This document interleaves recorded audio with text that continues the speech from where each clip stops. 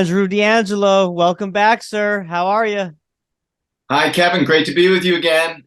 It's good to hear from you, man. I'm saying I need to get you you're an honorary guest at this point. So we need some type of swag for you, like a badge or a hat. I got to think of something, man. I don't know. It's on me.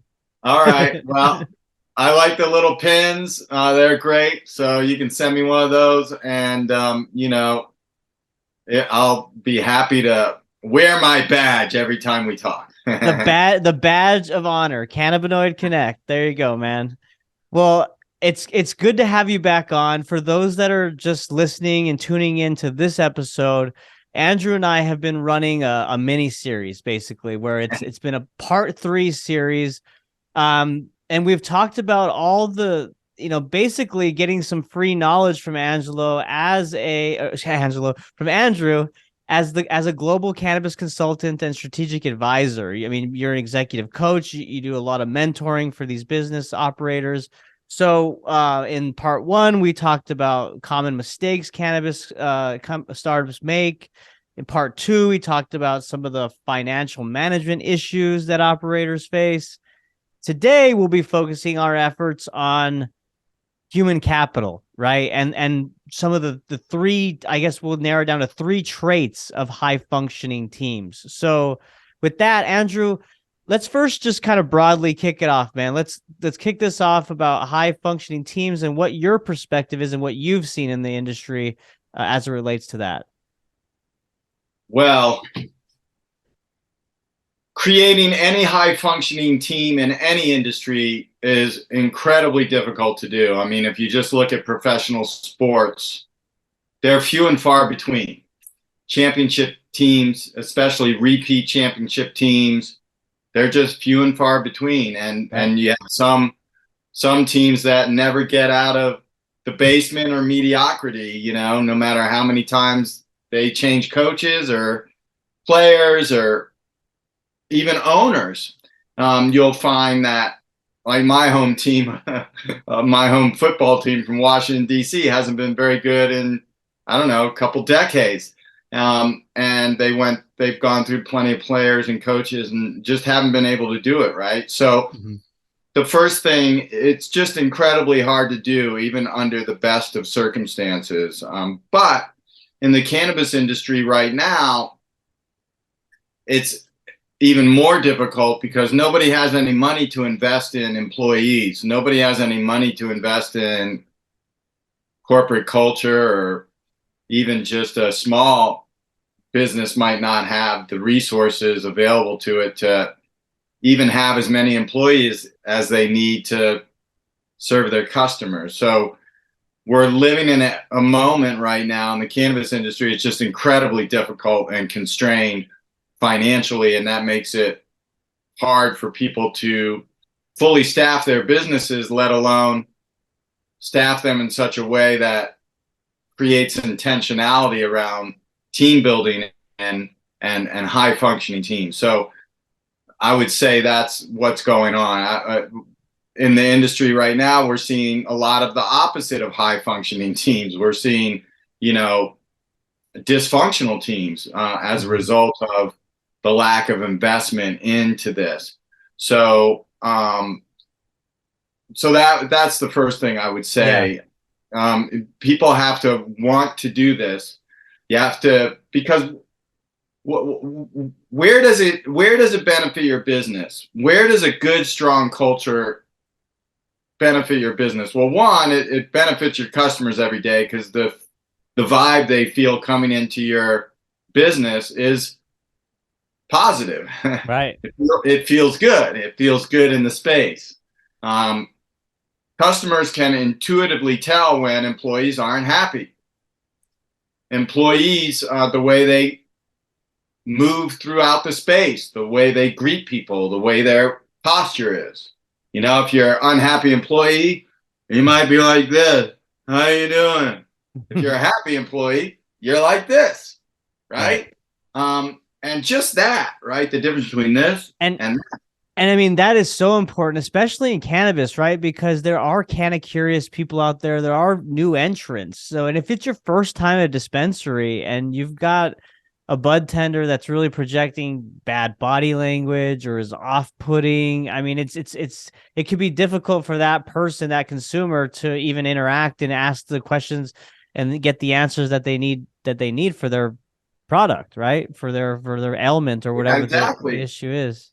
Yeah, exactly. I mean, I teach when I consult with folks. I teach sales as serve is sales, service is sales, sales is service. So that's and that it's an acronym that that stands for, various things along the sales process: engagement, ask questions, and so forth. So that's the first thing, right? And a good culture also saves a business when times are tough. Okay, so a pandemic hits. Well, if you have a really strong team that's functioning at a high level and a strong organizational culture, you're gonna be able to deal with something like a pandemic a lot better than an organization that doesn't have that, Right. because people are not going to be as willing to accommodate the business when they're dealing with a pandemic in the personal lives in their life. It doesn't even have to be a pandemic. It can simply be the business is going through a hard time. When businesses are going through a hard time, like they have to do some layoffs. Well, that's a hard moment for everybody in an organization, is when there's layoffs. And we've seen a lot of those in the cannabis industry in the last 6, 12 months. And we're going to see more in the next 6 months. I guarantee it.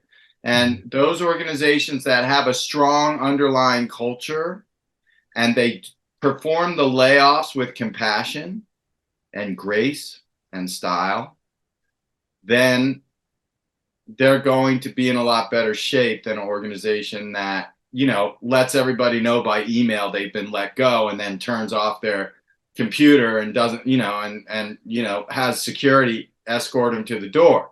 Mhm. That's not how you let people go in a No. compassionate way, right? Right. Right. The CEO or the general manager that should be in the room should look people in the eye, should say, look, we're struggling right now. These are some layoffs we have to do, and apologize. I'm sorry, it's not any fault of yours, but the business can't survive if we don't do this. And so there's a right way and a wrong way to do everything when it comes to creating and maintaining high functioning teams. And so I'm very passionate about it because, when I ran the daily operation of Harborside and at one point had 300 people reporting to me, or indirectly or directly reporting to me, the culture that we created was saved the day many times over, because especially in those early days, you didn't know if the DEA was going to bust in your door. You didn't know what was going to happen, at any given day, and so it was important that, we invest in that, and it was really wonderful. I mean, people enjoyed working for Harborside. I enjoyed being there every day, and it was a tremendous experience for everybody. And it really served as a model, I think, for then and now, for what you can achieve if you really try hard to create a strong, high functioning team. Hmm. I want to dive deeper into what you said about, investing in it, right? And you talked at the beginning about how obviously capital is, very hard to come by currently in this environment, especially within the cannabis industry.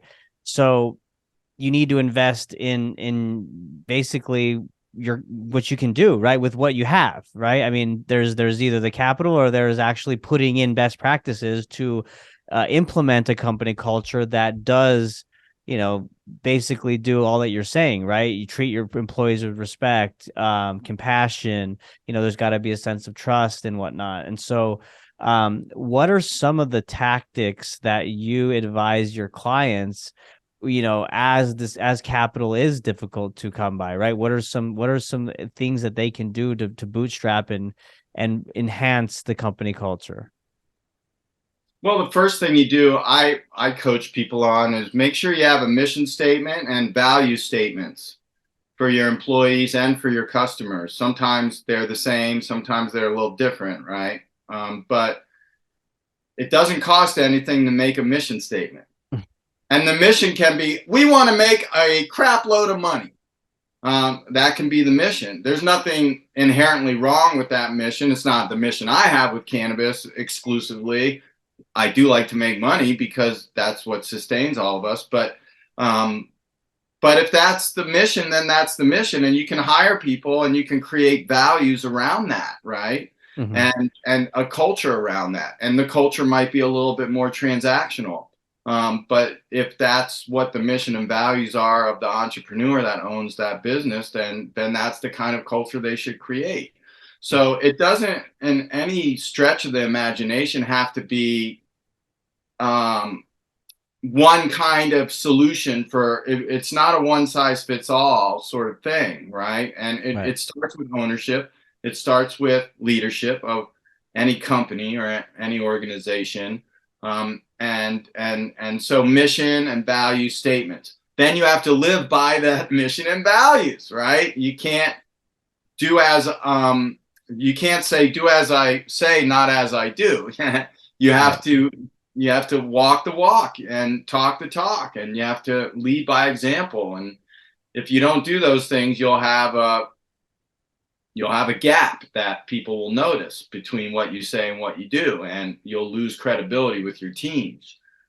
So, don't promise anything you yourself can't deliver to your employees, and calibrate that correctly. None of those things cost money. People want to be appreciated. They want to be seen. They want to be heard. Those three things are more important to people, or as important to people, as salary increases or a really great benefit package.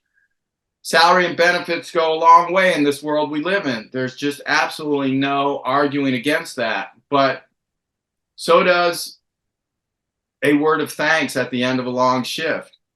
Or I used to send handwritten thank you cards to random people that worked at Harborside. I'd send out, I don't know, 5 or 10 of them every week, and I would just mail it to their house, right? It would be handwritten, and people would get them, and they had no idea it was coming, right? Had no idea this high-level executive was going to handwrite them and say, I noticed you really went out of your way the other day with this customer or this patient, and I just wanted to let you know I saw that. Mm-hmm. I recognized. It goes a long way. You're so right. I mean, just getting that acknowledgement, it kind of fuels the fire, right? Especially if you're having a bad day or a bad week, and it gives you that boost. Yeah, exactly. And it's when you're in leadership, when you're an executive or an owner, losing touch with how hard the grind is for the operating teams is easy. It's easy to lose touch with that because you're obsessed with your own grind as an executive, which is bloody difficult too, right? Right. But they're different types of days, and they're different types of constraints, and they're different types of obstacles that executives have to face versus operational frontline employees or frontline managers. And so it's important to stay in touch with just how difficult that is. It's difficult to trim weed all day long. It's difficult to be a bud tender. I challenge anybody to go do that. And try trimming weed all day long, and you will be sore at the end of that day. You will have sticky stuff all over the place. Even if you wear gloves, you'll still Right. The plant gets everywhere. That's one reason we love it so much. But it's a hard job, and sometimes people lose touch with that, and we can never lose touch with that. And so when you express appreciation for folks, it reminds them that you haven't lost touch with that. And you mentioned trust a moment ago. Trust is like one of the biggest words I use doing this work, if not the biggest word. You know, trust is, again, it's in really short supply these days, just on planet Earth. Right. Humanity just doesn't have the same levels of trust with fellow humans as when I was a kid. Well, fellow humans and robots now, right? I mean, AI is coming into play, so we're tackling two sides of trust. Yeah, yeah. It's crazy. Yeah. Hopefully, we're gonna build trust software into all the all the robots, right? How is it in Star Wars? All the droids have something in them that won't allow They them. can't lie. Yeah. They can't lie or hurt people, right? So, Right. so I saw Mandalorian. That's how I know this. Anyway, It's a great series. Yeah. but we need to do that too, right? With our robots, not just Star Not Wars, just fiction. Yeah. right? Not just fiction. When fiction becomes reality, we better at least do as well as the fiction. Totally. So trust is something that is earned over time. It's not earned in one day, and it can be lost very quickly. Losing trust happens usually much faster than gaining trust. You can lose trust very, very quickly. I know, because I've made mistakes that have eroded trust before, you know. And it's painful for everybody when that happens, and all of a sudden you realize I'm at the bottom of the hill now, and I have to climb back up, and I'm gonna have to build this trust back up every day for a period of time, you know, until folks realize that was a one-off, you know. A one-off mistake I made, or a one-off bad decision that leadership made on something that eroded trust. Right. So, would you say trust is one of the, I mean, because we talked about, I mean, this is a good segue because we're going to focus on 3 traits, you know, that relate to high functioning teams. So obviously trust is number one, right? I mean, you can't really get anywhere with trust. And so, is there anything you wanted to expand on with trust before we move on to the next one? I mean, look, we all know how to create trust. It's intuitive to us. If you've gotten to the point where you're a full-grown person and you're working in any industry, any job, you know what trust is, and you may not know how to name it, you may not know how to teach it, but you certainly know how to create it. And you know, it's like we were saying about appreciation. Most people want to be treated in a good, kind way. Most people want to be seen and heard and appreciated. And most people want to, you know, try to, as best they can, strike some balance between their work life and their home life with their kids or whatever it might be. And so it's really universal, right? So we all know how to do it. And where it gets hard for managers and leaders is when it's not happening, or you see someone that's behaving that's contrary to the culture, or contrary to what you expect. You have to call them out pretty fast on it.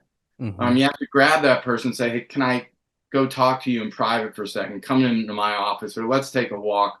You might not have your own office. If you're working in a tiny little dispensary somewhere, you might not have your own office. So you take a walk, you take a break together, you get a cup of coffee, something. And you have a conversation, you know, and it's and you say, look, you just didn't meet my expectation. We're trying to create trust here. We're trying to have a really positive culture, and the behavior I observed with you doesn't meet the mark. Did I see things right? Did you, you know, and have a conversation, ask questions, be curious, and get to the bottom of it very quickly. Don't let it fester. Don't say, oh, that wasn't that bad, I won't talk to him, I don't feel like it. I don't want to confront the person. Well, It's important. it seems like if you don't do that, the problem can escalate, right? And it can Yeah. maybe perpetuate. And if you don't manage expectations in a diplomatic way up front, the problems could get worse, right? Oh, absolutely. Yeah. I mean, it will almost, 98 times out of 100, it will get worse. Yeah. Because, you know, that's just human nature. It's really, who knows why somebody does not meet an expectation. There's lots of reasons why an employee or even a manager might not meet an expectation that you as an owner have, or you as a CEO or senior leader might have. So you have to find out, what exactly is going on, have a conversation, make sure that there's no underlying thing going on with that person. Like maybe they're really not enjoying their job anymore, or maybe there's certain maybe they have a sick relative at home, or maybe they have some stressor in their life that's new, and they're snapping at people because they have this stressor in their life, and you learn Right. about that. You have a conversation, learn about that, and oh, well, maybe there's something I can do to support that. We had a employee assistant program at Harborside, which was free to employees. So if they needed to talk to a therapist, or need to get a dog sitter, or elder care, whatever it is, there was a 800 number they could call and get some help with that, right? Mm-hmm. And that was a really great program that people used a lot, and it cost a little bit of money, not a huge amount of money, a little bit of money. And what it did was it saved us a lot of time and money from our HR department not having to be everybody's therapist, To right? intervene. Yeah. And, Yeah, they could just say, and hey, I think you might want to think about finding some mental health support. Here's the number for the EAP. Give right. them a call. I think that's really sound. Also, I've had in my previous career, previous job that I was in, my manager said basically what you just said, and that is like, that person may be acting outwardly in this way toward you or others, and it's in most cases it's not personal, right? It's maybe something that's going on in their personal life that they're dealing with, or some issue that we're unaware of, and just inadvertently they are acting out and they're reacting to the stressors and just the complications of the day-to-day, right? And that's really important to lead with that, I think, when you have those encounters at work, because it takes your ego out of the equation, right? Because when your ego is involved, you're thinking, why me? Why is that person treating me like shit? Like they're talking to me this way. It's not good. But really, like if you think about it from the other angle, you think, oh, okay, well, I get it. They're probably going through some things. If they need help, I'm here for them. Or if I can get them help, like you said, through an 800 number or whatever, it kind of makes the conversation easier for both parties involved. Yeah. And there's some times where somebody just didn't behave right, Right. and you might have to write them up. Who knows? Yeah. But some kind of disciplinary thing might need to happen, and that's fine. People get over their disciplinary actions eventually, right? It's not something that sticks with people. A write up never killed anybody. And managers sometimes are very reluctant to write folks up, but in my experience, performance generally improves after a write up. And so it's not something to be afraid of, because if someone, made a mistake, they made a mistake. There's no getting around it. And if you don't write them up, the rest of the team may realize that, one, rules aren't being enforced, or two, not being enforced consistently. And it might be, 2 weeks ago, he wrote me up for that, but this time he didn't write Janet up for that, or whoever. Right. And so that's another thing that that erodes trust, right? Mm-hmm. Now you got a trust problem happening, also in addition to. So I try to coach folks. They're writing people up is just part of being a manager, a leader. It's what you have to do sometimes. Mm-hmm. Yeah. No, absolutely. And you mentioned, people want to be heard, right? Which I completely 100% agree with, especially in this day and age. And so listening, right, is probably another really important trait within a high functioning team. That's number two, isn't it? I think it um, is, yeah. um, um, you might have to remind me number three, but number two, yes, listening, because and asking questions. I think those two things go hand in hand. It kind of depends on what your role is, what the situation is, but I really like it when I can be in a meeting and not have to talk a lot, Mhm. which is rare for me. I'm usually the person running the meeting, I'm driving it, but when I find that people have a lot to say, what they're saying is really creative and interesting and good, I try to let everyone else do it. Um, Oftentimes I may already know the answer, but it's always better for people to discover it, learn about it, ask about it, talk about it themselves, Mhm. um, and for me to listen. Or a lot of times employees don't listen to each other as good, or managers don't listen to employees as good. And so when we do listen to each other, we can really empathize with the situation a lot better than if we assume, right? The opposite of not listening is when you assume. And so we all know what happens when you assume. And listening is really the antidote to making false assumptions. And it's a skill that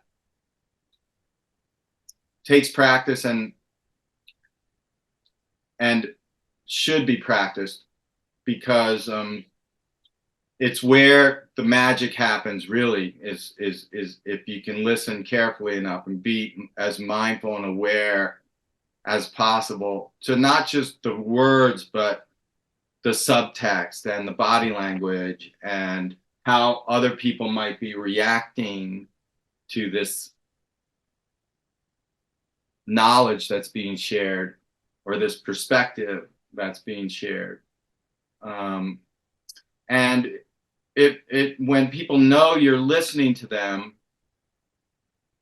one, they appreciate and respect you more as a person, as a leader, if you are a leader. The other thing, it builds trust. Right. Goes back to trust. Yep. Because wow, okay, and it makes people. I hope I think my experience has been, when people know they're being listened to, they get better at talking. They Right. They're more they comfortable talking. they're more Yeah. comfortable talking. They speak up more freely. They share things. They're not hiding things. They feel more comfortable. They find they find empathetic connections with each other with more ease and grace. So there's really, I can't think of a skill that can take one farther in one's leadership journey than listening. You hear the best leaders. Richard Branson, I'm Richard Branson fan, and one of the books he wrote, I think it was called The Virgin Way or something like that. He talks about listening a lot. I mean, I think he devotes an entire chapter. And he was a dyslexic growing up. So he wasn't good at reading, and I'm sure he was very charming verbally. But he struggled with certain aspects of language, and so one of the ways he adapted to that was being a good listener. And it really, he gives some examples in his career where if he was not listening, he might not have ever gotten into the record business. If he wasn't listening. Of course, listening to music and listening to bands is what you do when you're in the record business, right? So, it was an integral part of his success was this skill he developed as a listener. And I come from a family of talkers and people that are like to be seen and heard. And so I kind of developed that skill too, as somebody in around people like that as a kid my whole life. And when I became an extrovert as a teenager and young man, I tried to remember to be a good listener too. And I still try to remember to be a good listener, because I think it's something that can help our businesses, help us manage our businesses and our teams almost as good or better than any single other thing that you can do. Yeah. I mean, I love the way you laid it all out, the benefits of listening, right? And how important it is for a leader to listen, because there's all these added benefits. And the one that I want to piggyback on and add to is the comfortability that your employees get with open dialogue, right? Sharing their ideas and brainstorming, and ultimately that helps the business, right? Because it helps the business become more productive, more creative, more innovative. And so it just seems like a win-win altogether. Um, so let's talk about the last one, and I'll remind you of this one, and that's it's the we not I mentality, which I think is, it's pretty obvious because it's team. We're talking about high functioning teams, and there is no I in team, as we've all heard before. So tell me about this we mindset, and how important collaboration is, especially in the cannabis industry.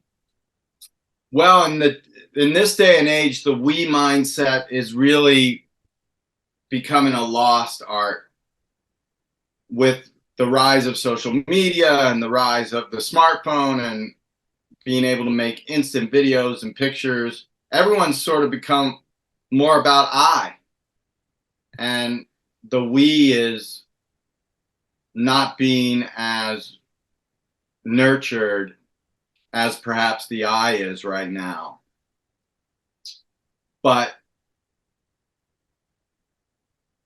And it requires sacrifice. We have to be willing to sacrifice the I for the we.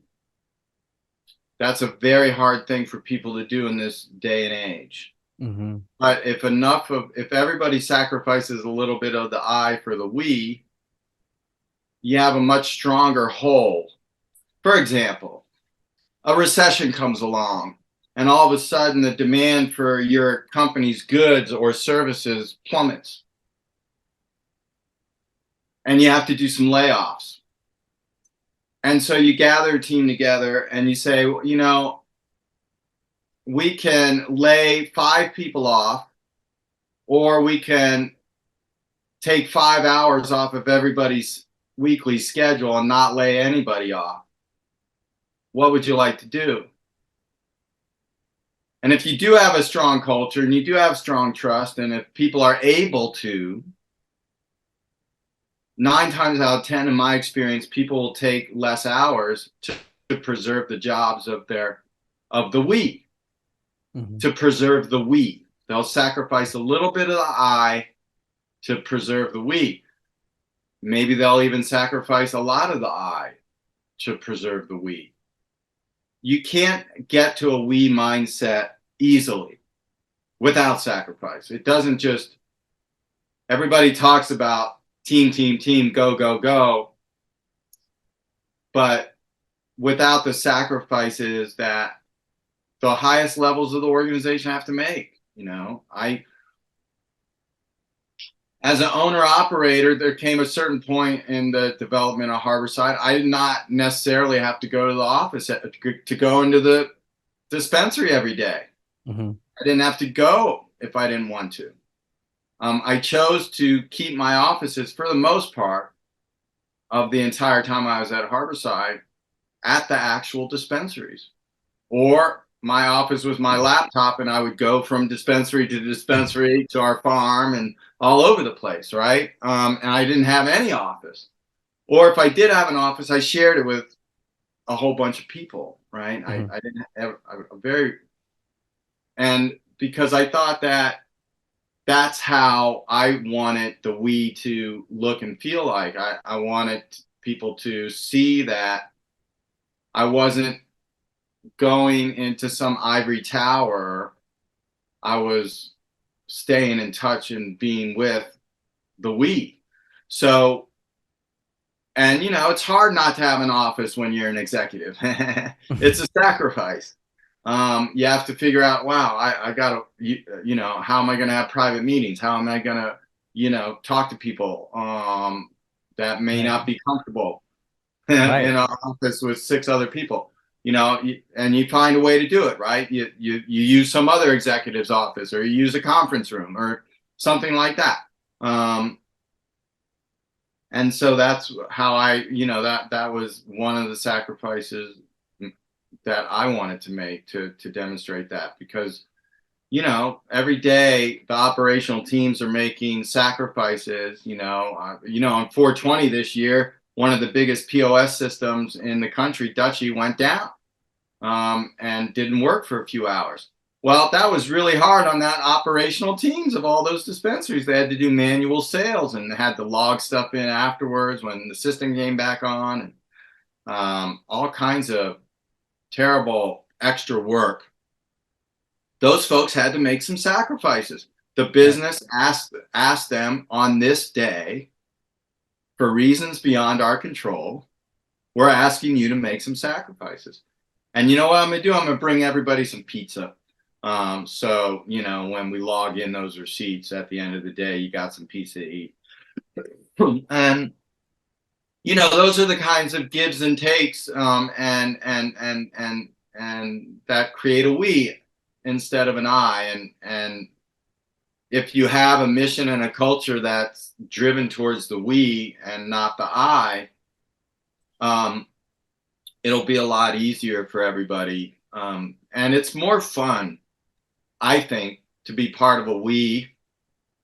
Um, it's just more fun. It's more enjoyable for everybody to come to work and understand that everyone has each other's back, and we're going to be there for each other through thick and thin. And hopefully most of the days will be uneventful, but those that are, we're going to be a we through that experience instead of a Right. bunch of eyes running around, you know, Right. being eyes.